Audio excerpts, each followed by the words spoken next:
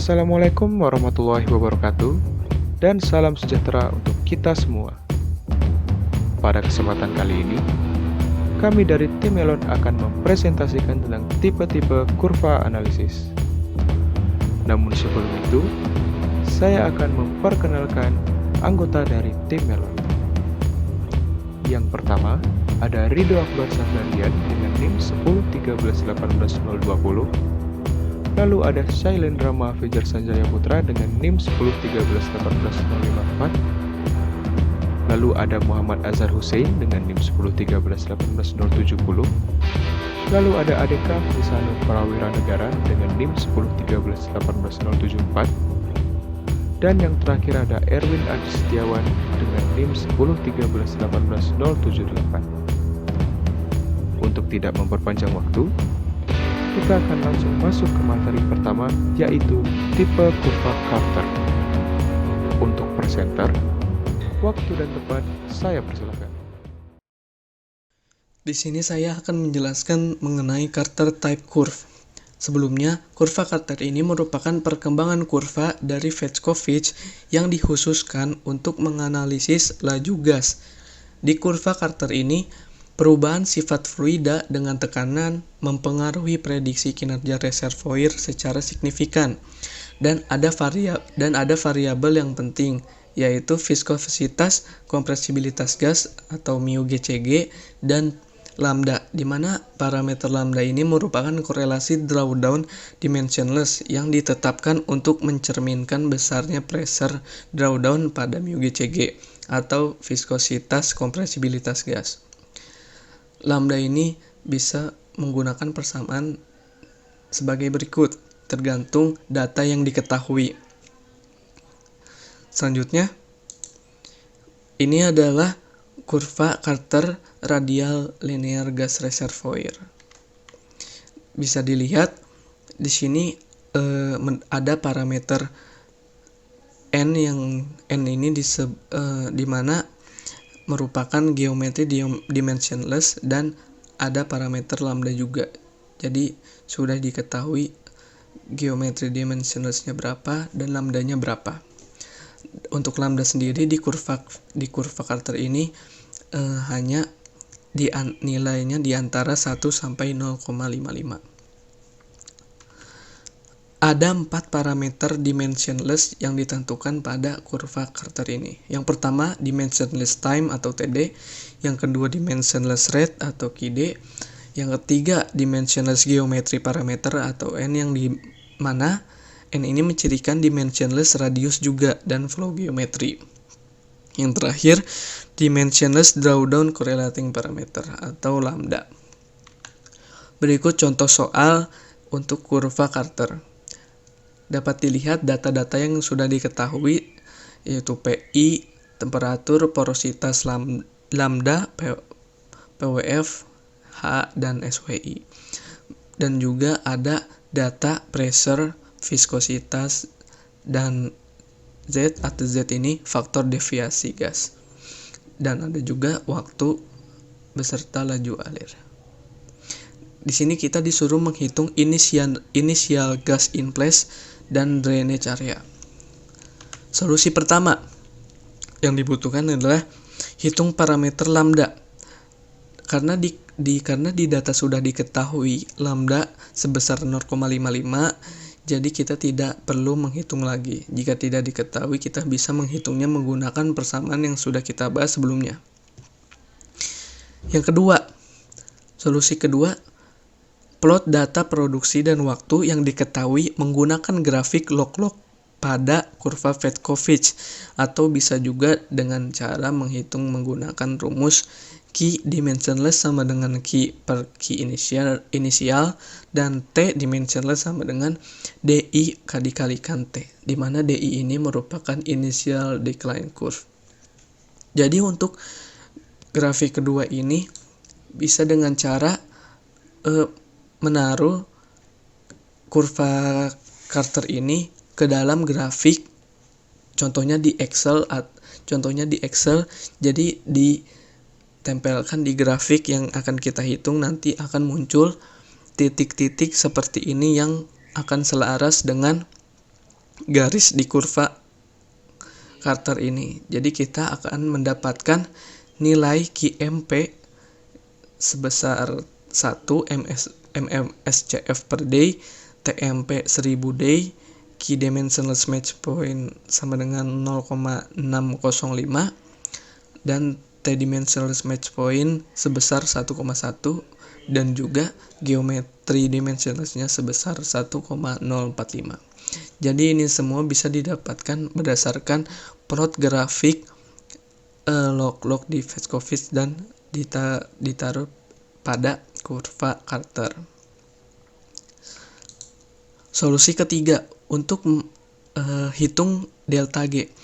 Untuk menghitung delta G ini bisa dilihat menggunakan persamaan GI dikurang GPWF atau juga Key T Match Point per Key Dimensionless T Dimensionless Match Point dikalikan oleh geometri dimensionless per pressure drawdown.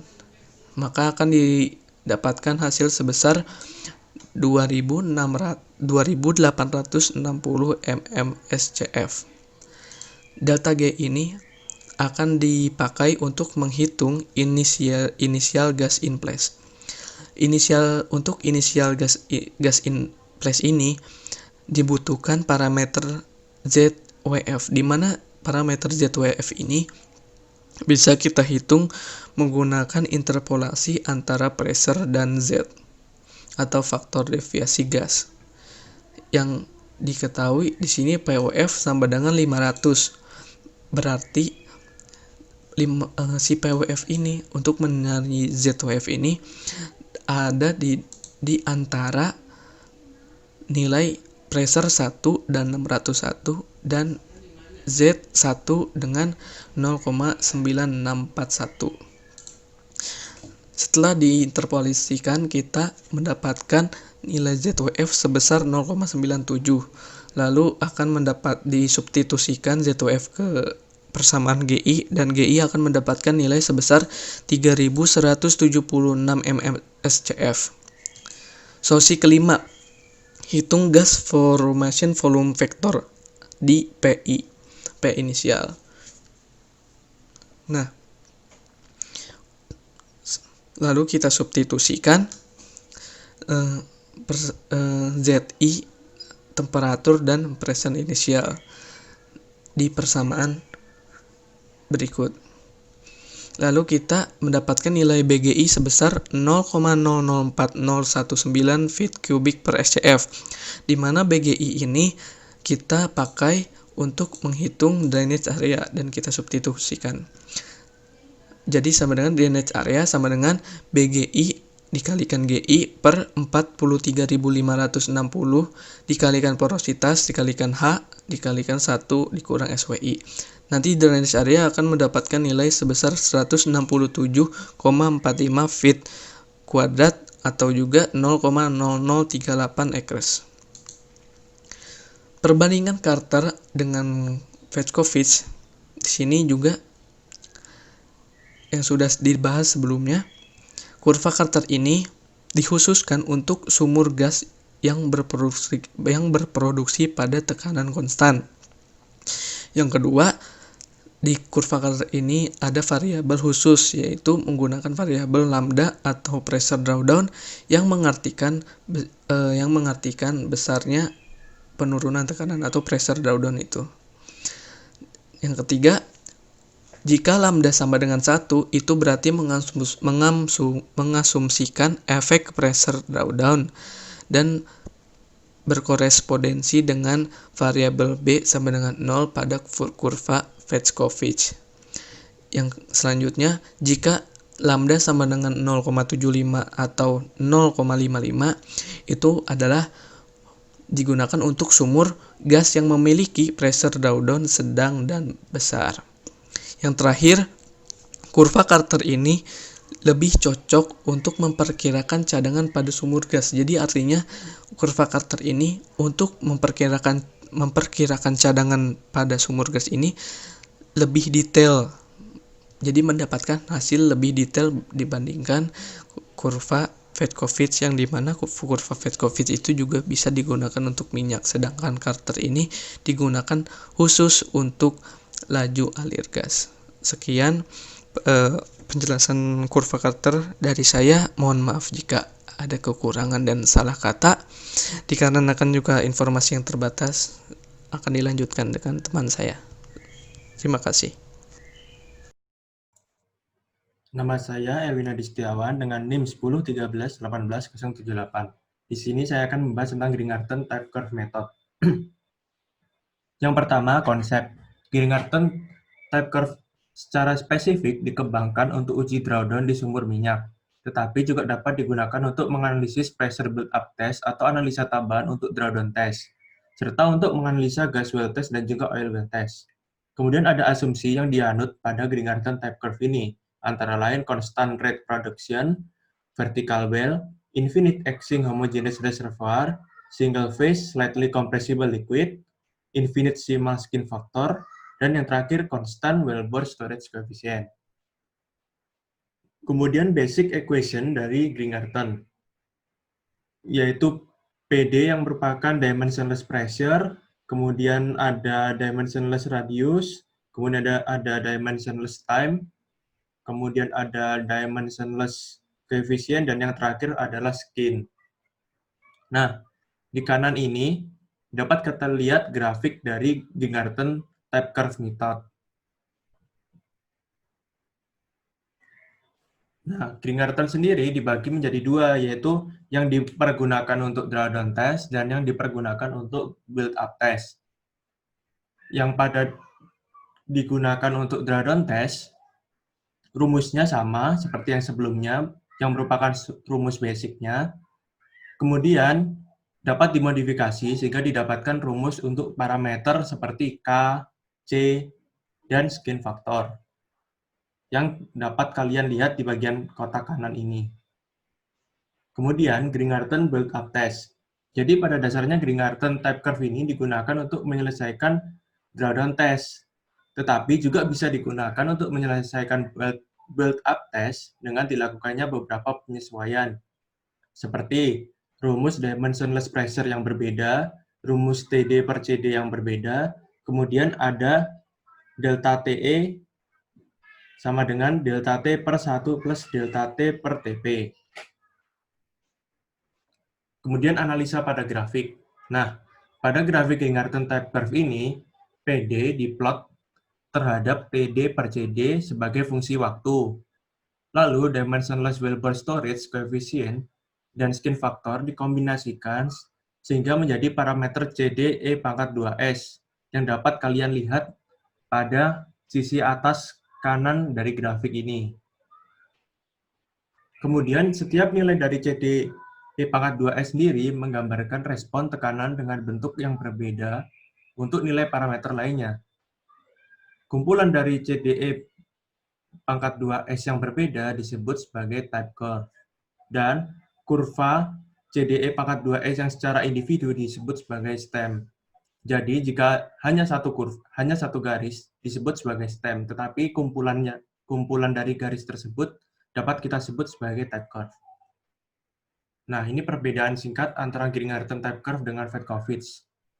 Jadi dasarnya analisa kurva penurunan itu hanya dapat diterapkan selama periode depletion, yaitu ketika sumur berada dalam boundary dominated flow. Demikian, umur produksi awal dari sebuah sumur tidak dapat dianalisis dengan metode kurva penurunan konvensional. Kemudian Fedkovich menggunakan persamaan aliran analitik untuk menghasilkan kurva type untuk aliran transient yang kemudian dikombinasikan dengan persamaan kurva penurunan empiris.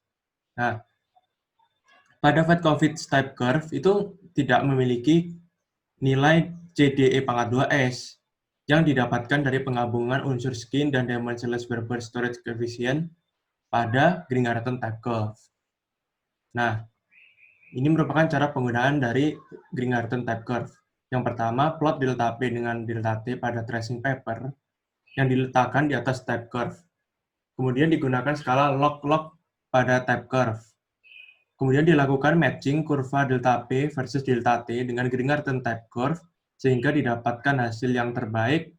kemudian dihasilkan CDE pangkat 2S. Nah, seperti gambar di bawah ini.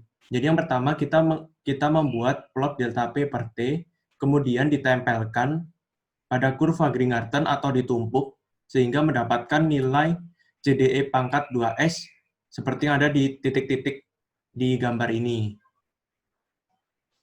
Nah, kita masuk saja di contoh soal. Sebuah sumur di reservoir memiliki tekanan bubble point diproduksi dalam constant rate 185 BOPD sebelum dilakukan shut-in untuk build-up test.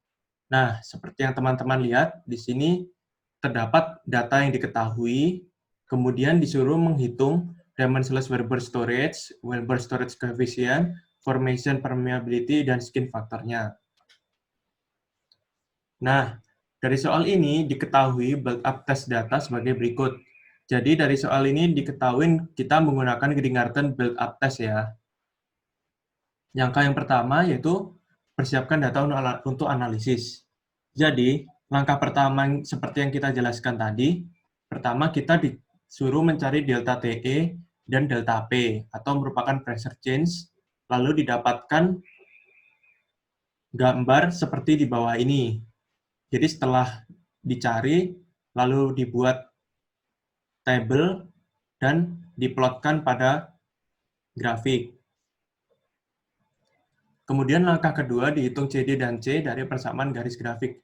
Jadi CD dan C ini dapat dihitung dengan menentukan terlebih dahulu slope-nya. Nah, slope itu diidentifikasi sebagai delta TE per delta P USL, kemudian dimasukkan ke dalam rumus dasar dari CD, sehingga didapatkan 358,86. Lalu untuk C, juga dimasukkan slope tadi dalam persamaan C, sehingga didapatkan 0,013 RB per PSI. Nah, langkah ketiga dilakukan matching antara grafik satu dengan lainnya. Jadi, matching di sini dimaksudkan adalah grafik satu dengan grafik Gringarten digabungkan atau ditempel, lalu dicari sisi base fit-nya. Kemudian didapat PD per delta P, PMP sama dengan 4,5 per 100, lalu dimasukkan ke dalam rumus K sehingga didapat K-nya sebesar 24,95 milidarcy. Nah, langkah keempat, menghitung CD dari match point atau TMP. Nah, dari grafik tadi, kita dapat besaran delta TE per TD per CD TMP, yaitu 0,03 per 1, lalu diinput ke dalam rumus CD, sehingga didapatkan besaran CD sebesar 312,61. Yang terakhir yaitu menghitung S atau skin factor. Nah, skin factor rumusnya adalah 0,5 ln dikali CDE pangkat 2S per CD. CD tadi sudah kita hitung, sedangkan CDE pangkat 2S didapatkan dari matching kedua grafik. Nah, seperti pada gambar ini, kita dapat lihat garis hitam lurus yang kemudian menyentuh di atas dari 10 pangkat 20. Berarti kemungkinan sebesar 10 pangkat 21. Kemudian kita inputkan ke dalam rumus skin, lalu didapat skin sebesar 22,46. Sekian penjelasan dari saya. Terima kasih.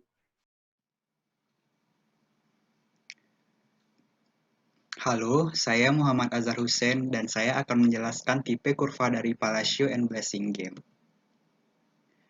Palacio and Blasingame mempresentasikan teknik inovatif untuk mengubah data produksi sumur gas dengan laju variabel dan tekanan aliran lubang bawah menjadi data cairan laju konstan yang ekivalen, yang memungkinkan solusi cairan digunakan untuk memodelkan aliran gas. Di sini bisa kita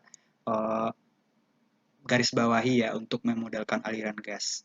Alasan untuk pendekatan ini adalah bahwa solusi kurva tipe laju konstan untuk masalah aliran cairan dibuat dengan baik dari pendekatan analisis uji sumur tradisional. Nah, solusi baru untuk masalah gas didasarkan pada fungsi waktu seperti keseimbangan material dan algoritma yang memungkinkan adanya 3 hal berikut. Yang pertama yaitu penggunaan kurva penurunan yang secara khusus dikembangkan untuk fluida liquid. Yang kedua adalah permodelan kondisi produksi penurunan tekanan variabel aktual variabel. Dan yang ketiga adalah perhitungan eksplisit gas di tempat atau EGIP. Dalam kondisi aliran pseudo steady state, aliran radial cairan yang sedikit dapat dimanfaatkan dengan rumus PWR seperti ini. Palacio and Blasingame type curve mengkombinasikan tiga elemen, yaitu realisasi dari material balance, yang kedua adalah persamaan pseudo steady state, yang ketiga adalah menormalisasikan material balance time function atau TA, dan dari PI dan P serta B pseudo steady state tersebut dinormalisasi atau dilinearisasikan, dan dari M didapatkan nilai TA dari gradiennya. Sama halnya dengan sistem cair atau liquid, persamaan menunjukkan bahwa plot delta M P per Q versus T akan membentuk garis lurus dengan ciri-ciri sebagai berikut. Intercept pseudo steady state didapatkan dengan rumus ini, slope M atau M didapatkan dengan rumus ini, dan komponennya adalah ini.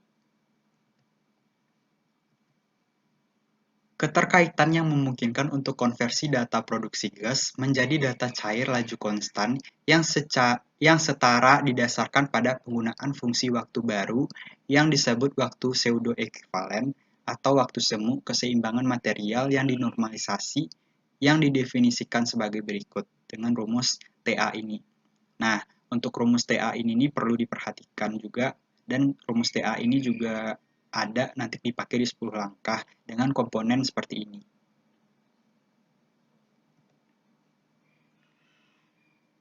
Gimana sih langkah-langkah untuk mendapatkan nilai G itu?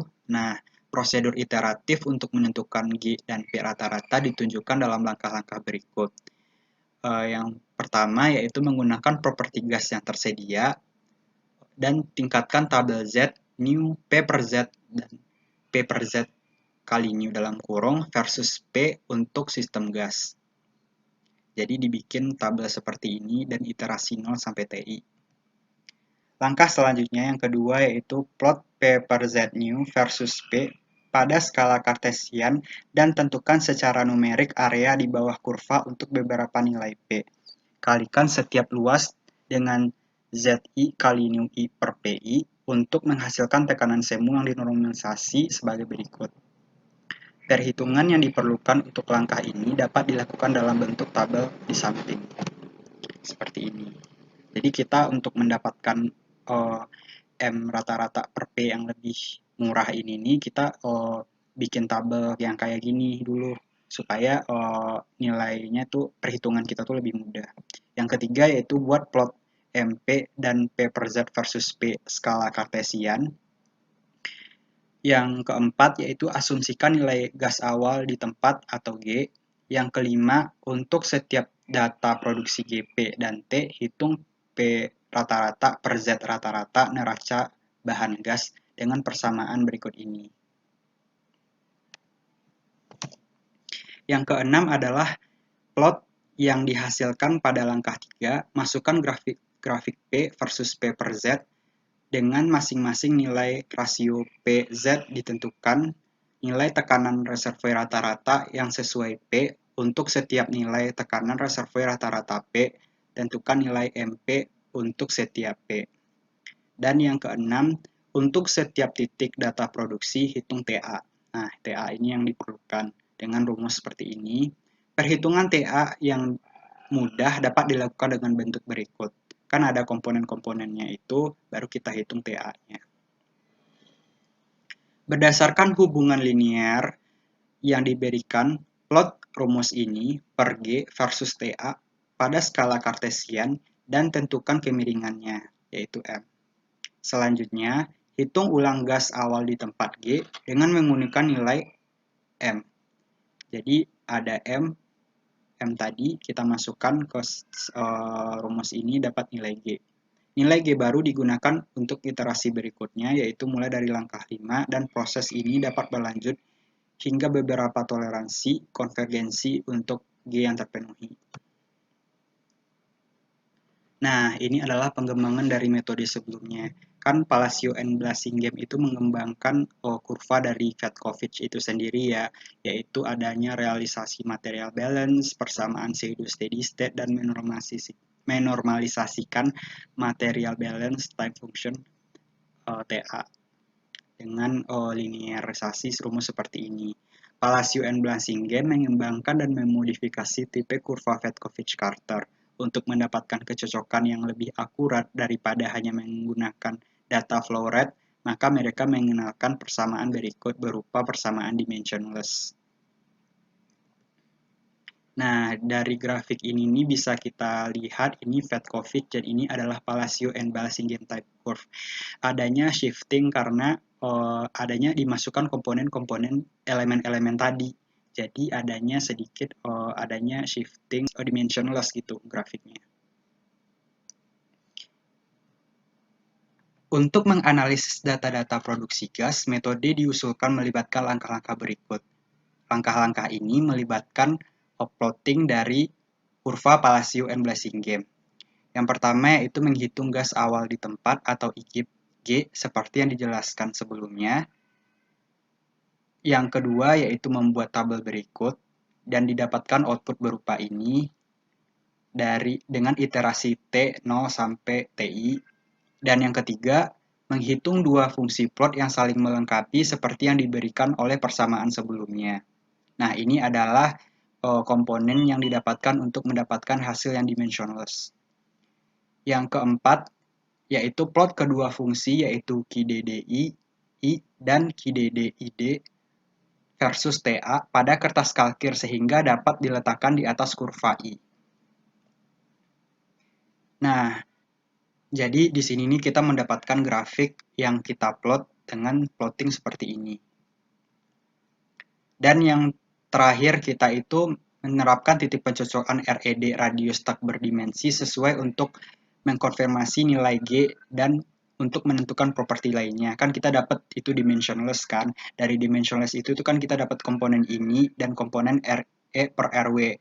Nah, dari situ tuh kita bisa menghitung nilai G akhirnya dan dari situ juga dari komponen itu juga kita bisa mendapatkan nilai K-nya.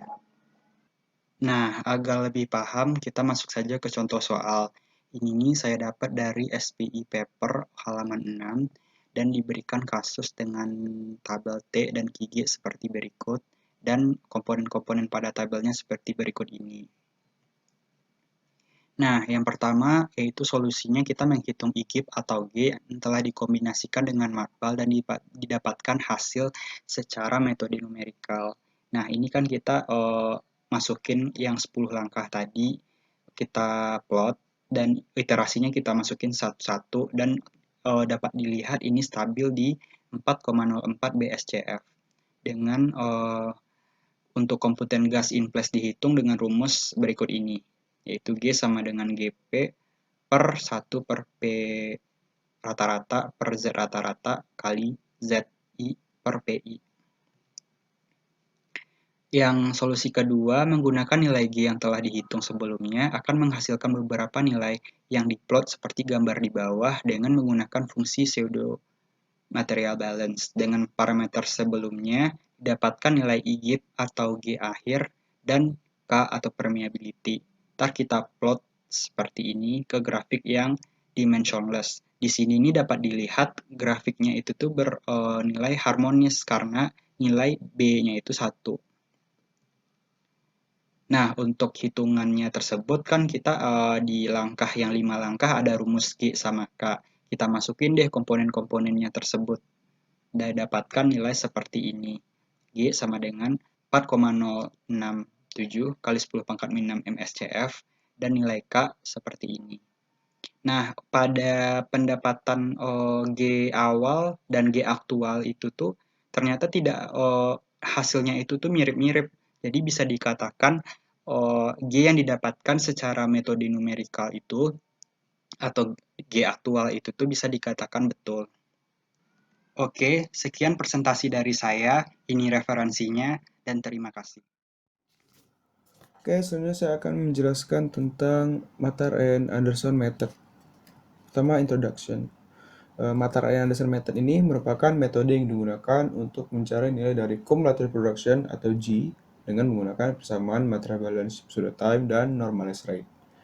Nah, Matar and Anderson ini memiliki persamaan dengan Palacio Blanchingen type curve, yaitu menggunakan available production data.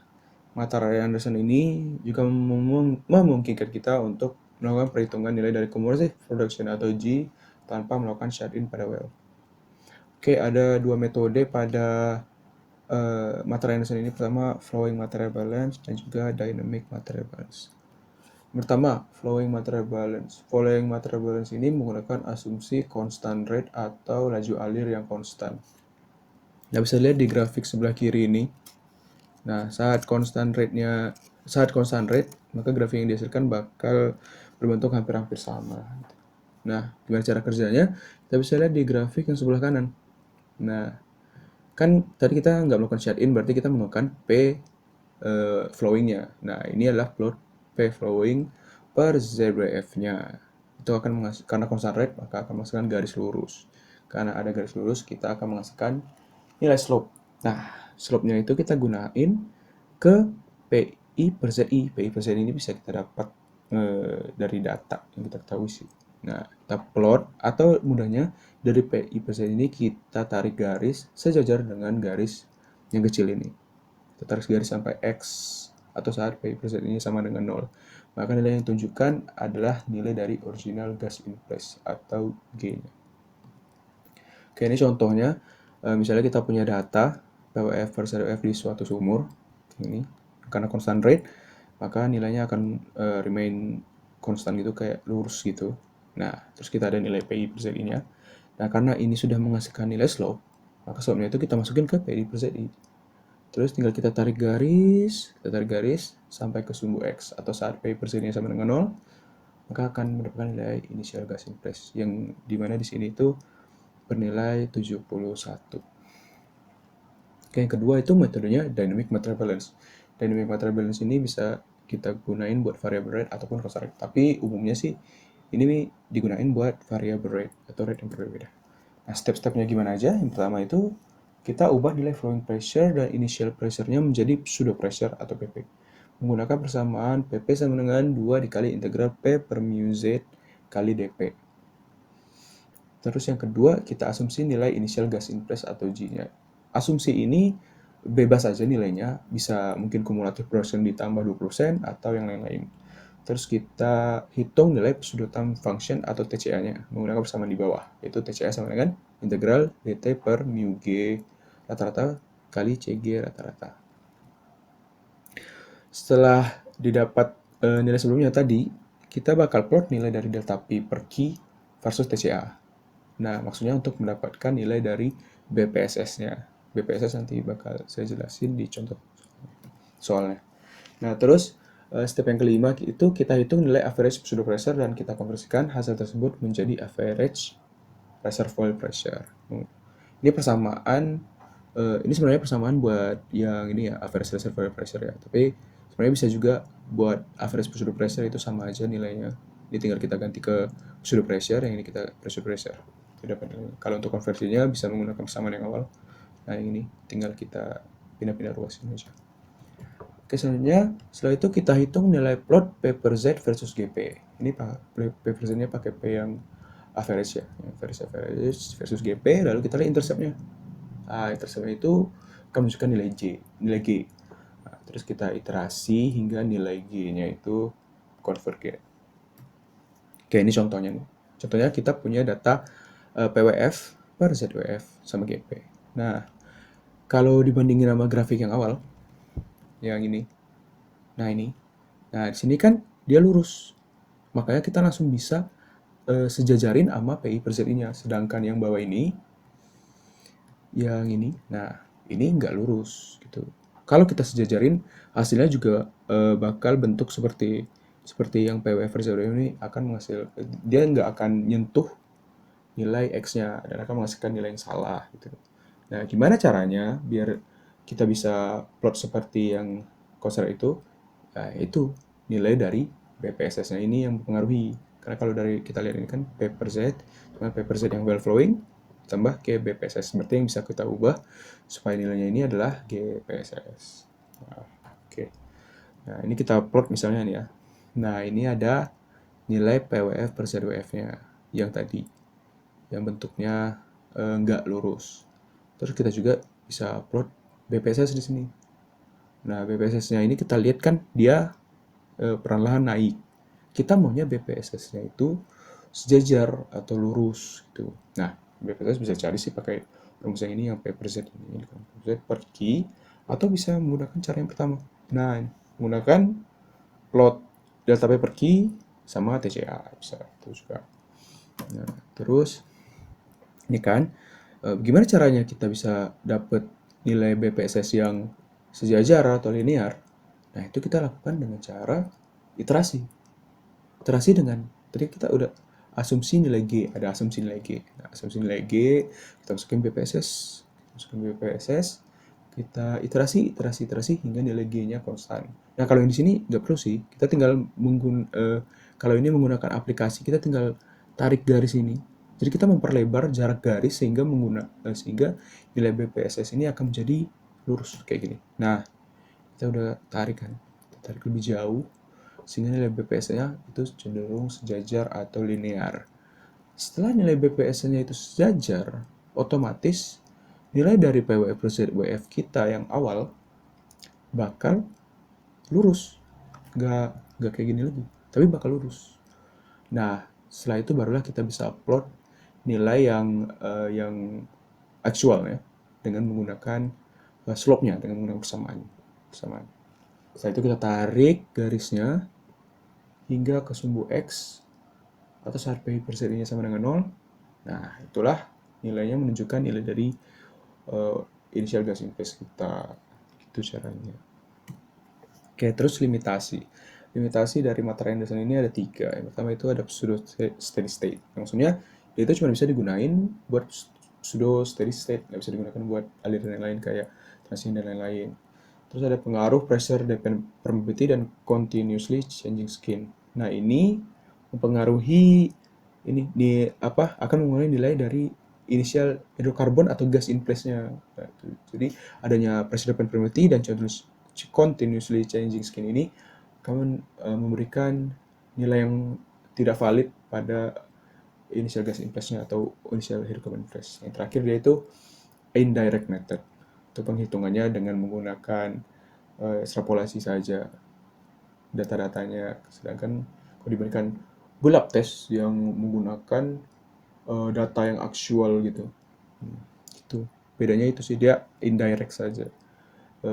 Menggunakan asumsi-asumsi. Nah, terus ini masuk ke kesimpulan. Kesimpulannya yang pertama itu, dynamic material balance itu merupakan pengembangan dari flowing material balance, di mana dari yang cuma bisa untuk constant rate, sekarang sudah bisa untuk variable rate. Terus, material balance ini bisa digunakan untuk oil dan gas. Nah, kalau dibandingkan dengan Fedkovich cuma bisa untuk reservoir yang lebih diutamakan untuk yang oil saja. Terus dia itu menggunakan data performa actual reservoir. Nah, terus untuk perbandingan Fedkovich yang lain, pertama Fedkovich itu menggunakan decline curve analysis ARPS yang dikonversikan menjadi dimensionless.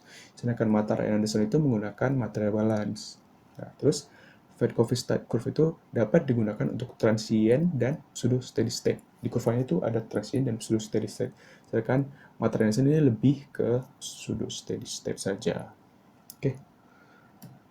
Oke, saya pikir segitu saja yang bisa saya sampaikan. Terlebih dan kurang saya mohon maaf. Terima kasih buat sudah mendengarkan. Lanjut ke berikutnya. Baik, di sini saya akan menjelaskan tipe kurva Anas et al. Pendahuluan. Jadi sebelumnya perlu diketahui bahwa tipe kurva Anas et al. Merupakan model decline curve yang dikembangkan secara khusus untuk reservoir homogen atau konvensional. Sedangkan pada reservoir natural factor tidak dapat digunakan jenis tipe kurva Anas et al. Karena merupakan sistem heterogen. Yang kedua, perbandingan dengan Fedkovich type curve. Jadi perlu diketahui bahwa perubahan sifat gas akan mempengaruhi kinerja reservoir selama depression. Sebelumnya type curve Fedkovich mengabaikan variasi produk dari μgCG dalam pengembangan kurvanya. Sehingga Anas et al. Mengusulkan 3 bentuk fungsional untuk menggambarkan produk μgCT yang tidak dijelaskan pada tipe kurva Fedkovich. Sehingga digambarkan sebagai fungsi tekanan yang dibuat dalam bentuk dimensionless. Maka didapatkan persamaan berdasarkan gas Medbel sebagai berikut. Nah, persamaan gas material balance sebelumnya itu didapat dari persamaan ini, sehingga nilai PD GPD ini didapat dari persamaan ini. Anas et al. Menyatakan mu GCT dapat diterapkan dalam dimensionless ratio dari mu GCTI per mu GCT sebagai fungsi dari dimensionless pressure yang dapat dimodelkan dengan 3 bentuk kurva sebagai berikut. Yang pertama ada first order polynomial model. Jadi model pertama ini merupakan first degree polynomial yang menyatakan mu GCT sebagai fungsi dari tekanan pada reservoir gas di bawah 5000 PSI, yaitu nilai PI-nya kurang dari 5000. Jadi didapatkan persamaan dari dimensional pressure sebagai berikut. Nah, kemudian pada figure 1624 ini menggambarkan dari first order polynomial model. Jadi sebelumnya perlu diketahui bahwa yang membedakan antara first order polynomial, eksponensial, dan general polynomial itu terdapat pada asumsinya, terus kemudian kondisi reservoir kondisi tekanan reservoirnya yang dijabarkan ke dalam nilai PI, dan kemudian ada pada garis semi analytical solution ini. Nah, untuk garis ini pun tetap sama. Dan untuk posisi transient stem ini daerah sini, untuk posisi depletion stem daerah garis ini. Nah, yang kemudian yang membuat sama ketiga model ini, yang itu ada pada parameter ini. Nah, kalau untuk pada first order polynomial ini, dia menggunakan nilai PI-nya kurang dari 5000 PSI dengan asumsi menggunakan linear relation. Dan juga digunakan pada kondisi reservoir tekanan rendah. Dan kalau dilihat pada garis semi analytical solution-nya ini kurang lebih mendekati dari garis depression stem-nya. Kemudian ada exponential model. Jadi model kedua ini mendasarkan mu GCT untuk reservoir gas bertekanan tinggi, yaitu nilai PI lebih dari 8000 PSI. Dimensionless pressure-nya ini dapat digambarkan dalam persamaan ini. Nah, jadi gambar 16-25 ini menggambarkan exponential model. Nah, kalau perlu dari gambar sebelumnya yang first order ini, kalau yang gambar eksponensial ini, asumsinya itu yang menggunakan exponential relation dan digunakan pada reservoir tekanan tinggi untuk kasus PI lebih dari 8000 PSI. Kayaknya ini harusnya PI-nya lebih dari 8000 PSI. Selain itu juga dapat digunakan pada kondisi PI 12.000 PSI. Kalau untuk transient pun masih sama, depression sama, fluid parameter sama, dan nilai beta pun juga sama. Yang membedakan cuman di garis semi analytical ini, yang hanya memiliki perbedaan kurang lebih sangat kecil sekali dengan first order. Yang ketiga ada general polynomial model. Jadi Anas et al. Ini menyatakan third atau 4 degree polynomial merupakan model umum yang dapat diterapkan pada semua sistem reservoir gas dengan berbagai tekanan yang dapat dituliskan dengan persamaan ini. Jadi koefisien di atas itu dapat ditentukan dengan plot dimensional rasio mu I CTI per mu CT versus PD pada skala kartesian yang dijelaskan pada gambar 16-23 yang digunakan dengan model regresi kuadrat terkecil. Jadi contoh koefisiennya tadi itu seperti alfa, kurang A dan beta. Jadi ini gambar 16-23 yang menggambarkan dari distribusi viscosity compressibility function. Nah, dari gambar ini nanti didapatkan nilai A dan beta. Anas et al. Juga mengembangkan bentuk fundamental stabilisasi dari persamaan aliran gas yang dapat dituliskan dengan persamaan ini. Kemudian juga didapatkan juga persamaan dimensionless bottom hole pressure atau PWD dengan persamaan ini. Nah, kemudian ini gambar 16-26 yang menunjukkan general polynomial. Yang kalau dilihat ini asumsinya itu general polynomial relation, dan untuk transientnya pun stemnya masih daerah sini, depression stemnya ini. Nah, untuk nilai PI-nya ini digunakan pada saat 4000, 8000, dan 12000 PSI. Untuk nilai betanya pun sama, untuk nilai fluid parameter yang ininya pun sama. Jadi yang membedakan sekali lagi yaitu pada garis semi analytical solution ini, yang strip-strip ini. Kurang lebihnya lebih dinamis daripada sebelum-sebelumnya. Kemudian ini ada contoh soal 16-10. Jadi ini merupakan sumur gas West Virginia. Nah, ini data reservoirnya ini, dan ini merupakan gambar 16-27 yang menggambarkan analisa tipe kurva menggunakan pendekatan general polynomial. Kemudian ini ada metodologi atau langkah penggunaan Anas et al. Type curve untuk solusi dari contoh soal. Jadi di sini saya akan menjelaskan secara umum tentang langkah penggunaan Anas et al. Kemudian juga menjelaskan solusi dari contoh soal sebelumnya. Jadi pada langkah pertama ini itu dengan menggunakan properti gas yang sudah diketahui, lalu plot mu I CTI per mu CT versus PD. Jadi PD dapat dituliskan dengan persamaan ini. Jadi langkah kedua, berdasarkan hasil plot yang dihasilkan dari data sebelumnya pada langkah 1, maka dipilihlah bentuk fungsional yang menggambarkan kurva yang dihasilkan, apakah itu first order, eksponensial, atau general. Kemudian gunakan model regresi untuk menentukan koefisien dari bentuk fungsional yang dipilih untuk menggambarkan mu I CTI per mu CT versus PD. Langkah ketiga, jadi plot G versus T pada skala log-log dengan siklus logaritmi yang sama dengan yang diberikan oleh kurva jenis yang dipilih, yang pada langkah kedua tadi. Pada langkah keempat ini menggunakan teknik matching type curve yang dijelaskan sebelumnya. Pilih titik-titik yang matching lalu dicatat. Jadi kalau pada contoh soal tadi, jika dimatchingkan pada gambar 16-27 dengan gambar 16-24 yang menggambarkan first order polinomial, maka akan menghasilkan nilai QD, QG, TD, TRE dalam matching points ini. Nilainya ini. Nah, kemudian langkah kelima.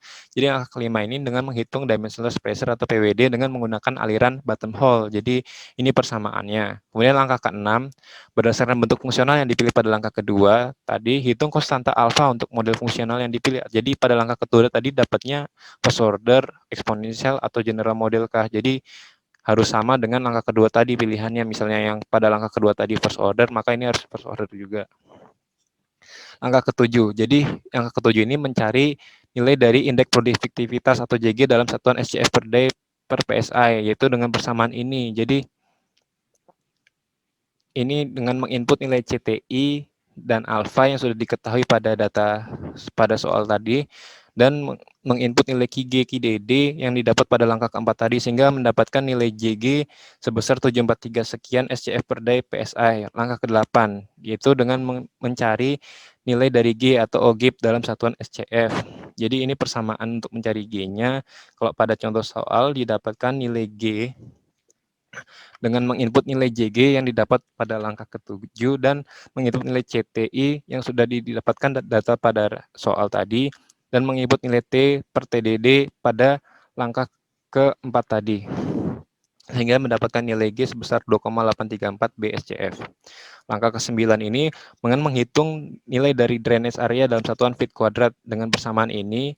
Kemudian pada contoh soal ini akan dijawab nilai A-nya dengan menginput nilai BGI, porositas H, dan SWI yang sudah didapat pada data soal, sedangkan menginput juga nilai G yang sudah didapat pada langkah ke-8 tadi, sehingga akan mendapatkan nilai A sebesar 4, sekian dalam feet kuadrat, sedangkan kalau dalam akres 95. Langkah ke-10 yaitu dengan untuk mencari nilai dari permeabilitas atau K dalam satuan MD berdasarkan matching kurva dari dimensionless RED. Ya, ini bentuk persamaan untuk mencari nilai K-nya. Jadi pada contoh soal tadi dengan menginput nilai mu I, BGI, dan H yang sudah diketahui pada data soal, dan menginput nilai J yang sudah didapatkan pada langkah ke-7 tadi, dan menginput nilai RED yang sudah didapatkan pada langkah ke-4 tadi. Untuk mencari skin factor kurang lebih ini. Ya, mencari drainage radius kurang lebih mencari RE-nya dulu dan mencari RBA-nya. Ini setelah ini didapat, maka akan didapatkan nilai dari skin factor sebesar ini minus yang menunjukkan bahwa sumur sedang mengalami stimulasi atau perbaikan. Kesimpulan. Jadi kesimpulannya, Anas et al. Menjelaskan solusi dalam bentuk format type curve yang terdiri dari satu set variabel dimensionless seperti TDD, QD, dan parameter korelasi yang baru diperkenalkan beta. Jadi beta merupakan fungsi dari dimensionless pressure atau PD. Sebelumnya sudah dijelaskan bahwa Anas et al. Menyajikan 3 set type curve seperti yang ditunjukkan pada gambar 16-24 hingga 16-26. Hal tersebut ditujukan untuk setiap satu bentuk fungsional yang dipilih untuk menjelaskan viskositas, kompresibilitas total gas atau mu GCT, maka penjabarannya dalam model type curve. Untuk kesimpulan didapatkan, yang pertama Carter menggunakan dimensionless drawdown, yang kedua Groengarten menggunakan dimensionless characterization group, yang ketiga Palacio and Blasingham menggunakan pseudo pressure normalized production and material balance pseudo pressure, yang keempat Matter and Anderson menggunakan normalized accumulation production, yang kelima Anas et al. Menggunakan viscosity gas at time for dimensionless bottom hole flowing pressure. Dari kelima tipe kurva, persamaan yang digunakan adalah dimensionless, namun tidak pada kurva Fedkovich. Sekian presentasi dari kelompok kami. Apabila ada salah, mohon dimaafkan. Assalamualaikum warahmatullahi wabarakatuh.